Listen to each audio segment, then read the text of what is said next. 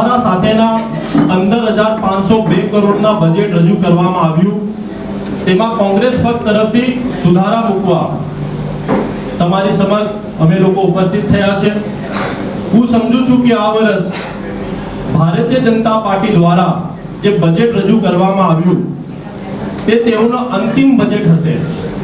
પાછલા 20 વર્ષથી શાસન કરી રહી ભારતીય જનતા પાર્ટીના અંતિમ 5 વર્ષ સૌથી ભ્રષ્ટાચારી અને પ્રજા માટે સૌથી કપરા રહ્યા હતા. તારીખ 1/7/1950 ના રોજ અમદાવાદ મ્યુનિસિપલ કોર્પોરેશનની રચના કરવામાં આવી. અમદાવાદ મ્યુનિસિપલ કોર્પોરેશનને 2025માં 75મો વર્ષ થવાનું છે. એટલે કે આ વર્ષ અમદાવાદ મ્યુનિસિપલ કોર્પોરેશનનો ડાયમંડ જુબલી બજેટ રજૂ થયું જોઈતું હતું, પરંતુ ભારતીય જનતા પાર્ટી દ્વારા પ્રજાને કોઈ લાભ આપવામાં આવ્યો નથી.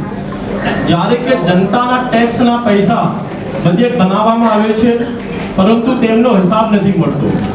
નવાઈની વાત તો એ છે કે પાછલા વર્ષના ઓડિટમાં 7,000 થી વધુ વાંધાઓ નિકાલ કરવામાં આવ્યું નથી અને ફરીથી નવે બજેટ મૂકવામાં આવ્યું છે. પ્રાથમિક સુવિધાની વાત કરું તો પાછલા વર્ષ રોડ પાછળ 2,130 કરોડ અને 5 વર્ષમાં 5,870 કરોડના રોડ બનાવવાના દાવા કરવામાં આવ્યા, પરંતુ બધાને ખબર છે કે શહેરમાં 1 ઇંચ વરસાદમાં આખા અમદાવાદમાં ખાડાના સામ્રાજ્ય જોવા મળ્યા છે. વોર્ડ દીઠ 2 વ્હાઇટ ટોપિંગ રોડ બનાવવાના વાયદા કરવામાં આવ્યા હતા, જે 48 વોર્ડમાં 96 રોડ બનાવવાના હતા, પરંતુ 50 જ રોડ બનાવ્યા, 50 પણ રોડ બનાવ્યા નથી. જે વ્હાઇટ ટોપિંગ રોડ બનાવવામાં આવ્યા છે એ લેવલિંગના કારણે જનતા માટે માથાનો દુખાવો બની ગયો છે. સ્ટોમ વોટર લાઇનની વાત કરું તો અમદાવાદ શહેરમાં 3400 કિલોમીટરનો રોડ નેટવર્ક છે, પરંતુ ખૂબ જ દુઃખની વાત છે કે 20 વર્ષના શાસનમાં ભારતીય જનતા પાર્ટી દ્વારા ફક્ત 950 કિલોમીટર સ્ટોમ વોટર લાઇન નાખવામાં આવી છે. એટલે કે શહેરમાં 60% વિસ્તારમાં સ્ટોમ વોટર લાઇન નાખી શક્યા નથી, જેના કારણે અમદાવાદ શહેરમાં દર ચોમાસામાં જળબંબાકાર થઈ જાય છે. ડ્રેનેજની વાત કરું તો વર્ષ 2024-25 ના વર્ષમાં 1235 કરોડના ડ્રેનેજના કામ કરવામાં આવ્યા હતા અને દાવા કરવામાં આવ્યા હતા. તેમ છતાં ફક્ત પાછલા 4 મહિનામાં ડ્રેનેજની 2 લાખથી વધુ ફરિયાદો અમદાવાદ શહેરની જનતા દ્વારા કરવામાં આવી છે. સાબરમતી નદીની વાત કરું, ભારતીય જનતા પાર્ટીના રાજમાં સાબરમતી નદી દેશની સૌથી પ્રદૂષિત નદીઓમાં બીજા સ્થાને આવી ગઈ છે. હાઈકોર્ટના આદેશ બાદ સ્ટેન્ડિંગ કમિટીમાં સાબરમતી શુદ્ધિકરણ માટે કરોડો રૂપિયાના કામો કરવામાં આવી રહ્યા છે, પરંતુ સાબરમતી નદી ક્યારે શુદ્ધ થશે તેની કોઈને ખબર નથી. બીએસ અસ્પતાલની વાત કરું તો અમદાવાદ શહેરની જનતા માટે જીવાદોરી સમાન બીએસ હોસ્પિટલ અમદાવાદ શહેર તથા ગુજરાતની સૌથી નામની ધરાવતી હોસ્પિટલ હતી, પરંતુ ભારતીય જનતા પાર્ટીએ ધીરે ધીરે બંધ કરવામાં આવી રહી છે. છેલ્લા 5 વર્ષમાં બીએસ હોસ્પિટલ માટે 988 કરોડનો બજેટ ફાળવવામાં આવ્યું હતું, પરંતુ બજેટનો કદ વધ્યું પરંતુ સેવાઓ તદ્દન ઘટતી ગઈ. ત્યારે બીએસ હોસ્પિટલ બિસ્માર અને ખંડર હાલતમાં છે. ભ્રષ્ટાચારની વાત કરું તો હાટકેશ્વર બ્રિજ, જેની આયુ 100 વર્ષ હોવી જોઈએ તેવો બ્રિજ ભ્રષ્ટાચારના કારણે ફક્ત 3 વર્ષમાં જ બંધ કરી દેવામાં આવ્યું, ત્યારે અત્યાર સુધી તેનો કોઈ નિરાકરણ આવ્યો નથી. 10 વર્ષ પહેલા બનાવેલા વટવા હાઉસિંગ, ગરીબો માટે બનાવેલા 22 આવાસોને ભ્રષ્ટાચારના કારણે તોડી પડવાની નોબત આવી ગઈ છે. ભારતીય જનતા પાર્ટીનો સૌથી મોટો ડ્રીમ પ્રોજેક્ટ એટલે કે ખારીકટ કેનાલ 1200 કરોડનો પ્રોજેક્ટ હતો, તેનું ડિઝાઇન બદલી મોટો ભ્રષ્ટાચાર કરવામાં આવ્યું છે.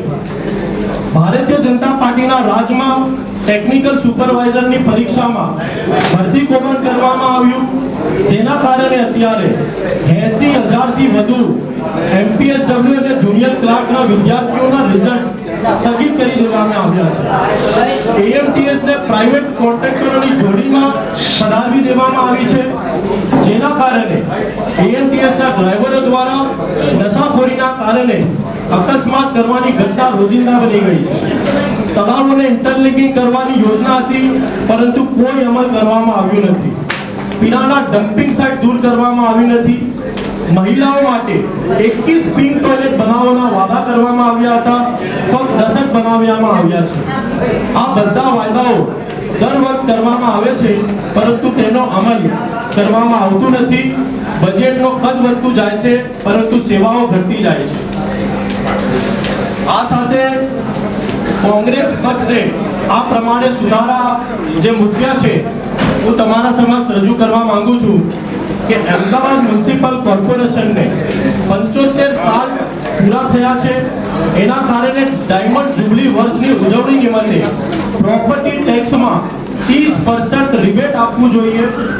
શહેરના તમામ ઝોનમાં અદ્યતન સ્પોર્ટ્સ કોમ્પ્લેક્સ બનાવવા માટે 20 કરોડ રૂપિયા.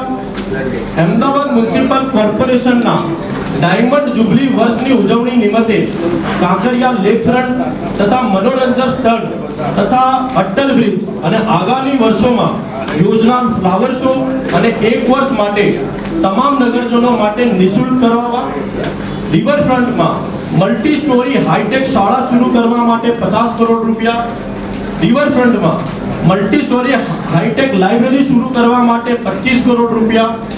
સ્ટ્રોમ વોટર લાઇનનો નવીનીકરણ કરવા માટે 100% વિસ્તારમાં સ્ટ્રોમ વોટર લાઇન નાખવા માટે 100 કરોડ રૂપિયા.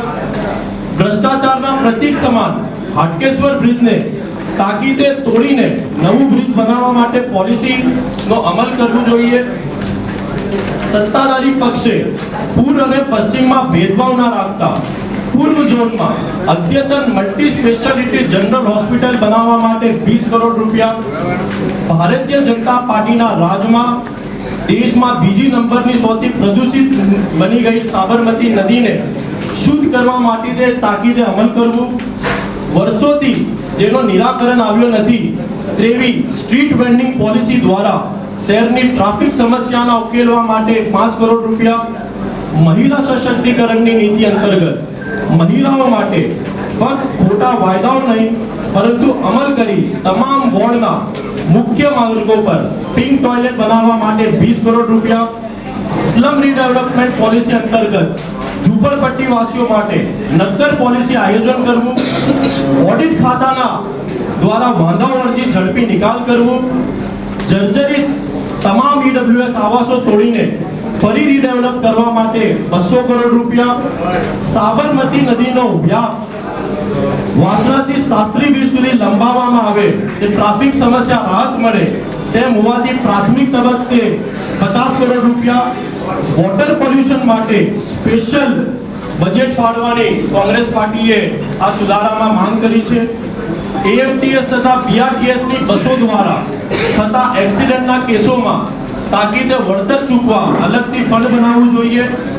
અમદાવાદ મ્યુનિસિપલ કોર્પોરેશન દ્વારા વિવિધ કામો માટે કોન્ટ્રાક્ટર પ્રથા દૂર કરી કાયમી કર્મચારીઓને નિમણૂક કરવી જોઈએ. અમદાવાદ શહેરને નશાખોરી મુક્ત બનાવવા માટે રિહેબ સેન્ટર બનાવવા માટે 3 કરોડ રૂપિયા. વીએસ હોસ્પિટલનો નવીનીકરણ કરવા માટે ફરીથી કાર્યરત કરવું જોઈએ. નગર પ્રાથમિક શાળા ના ધોરણ 5 થી 8 ના વિદ્યાર્થીઓને આઈપેડ આપવા માટે 25 કરોડ રૂપિયા. નગર પ્રાથમિક શાળાના વિદ્યાર્થીઓને ફ્રૂટ વિતરણ કરવું જોઈએ. આ પ્રમાણે કોંગ્રેસ પક્ષ તરફથી મુખ્ય સુધારા રજૂ કરાયા છે. કોંગ્રેસ પક્ષ તરફથી 810 કરોડના સુધારા રજૂ કરવામાં આવ્યા છે, જે અમદાવાદ શહેરની જનતાના હિતમાં હોય. શાસક પક્ષ તરફથી મંજૂર કરવામાં આવે. હું મીડિયાના માધ્યમથી એ લોકોને વિનંતી કરું છું